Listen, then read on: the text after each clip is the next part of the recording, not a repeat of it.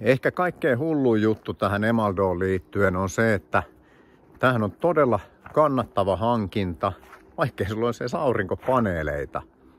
Eli Emaldo on tämmöinen tanskalainen innovaatio, mikä mullistaa pientaloihin asennettavien kotiakkujen markkinan. Akkuna itsessään ei ole mitenkään käänteentekevä. Tämä akkutekniikka ei ole siinä mitenkään mullistavaa tai jotain uutta, mutta isoin muutos tulee siitä, että Emaldon avulla sun on mahdollisuus osallistua reservimarkkinaan.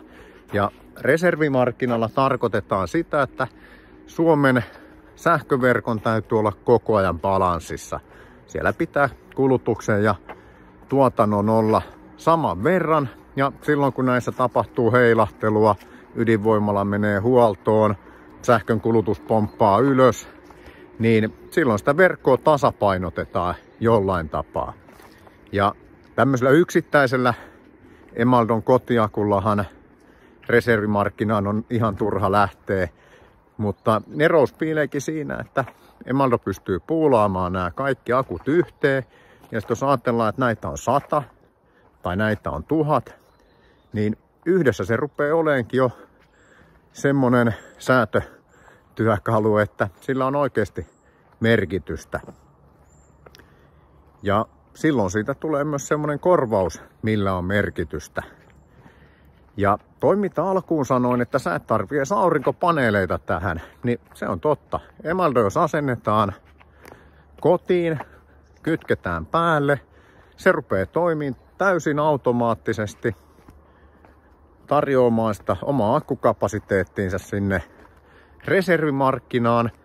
Sen lisäksi sä pystyt alkaa pelaamaan sähkön spottihinnalla, lataamaan sinne akkuun halpoina tunteina sähköä ja ottaa sitä käyttöön taas silloin, kun sähkö on kalliimpaa.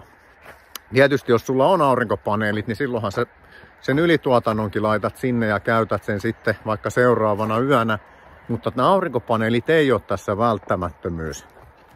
Ja Emaldo maksaa avaimet käteen toimitettuna, tuodaan paikalle, kytketään, laitetaan pelaamaan.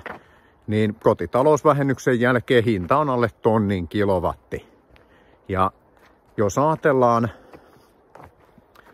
tämmöistä ajatellaan 10 kilowatin akustoa, niin jätetään se aurinkopaneeliaspekti siinä pois. Eli se, että sä pääset pörssisähköhinnalla pelaamaan, niin pelkästään sillä saat useamman 100 euroa vuodessa tuottoa. Riippuen tietysti miten paljon pörssihinnat heittelee. Mutta sitten tämä reservimarkkina taas. Emaldon oma näkemys on, että Suomen korvaustasolla tämmöisellä järjestelmällä niin yksittäisen pientaloasukkaan saama korvaus niin on 2 000 euron kieppeillä.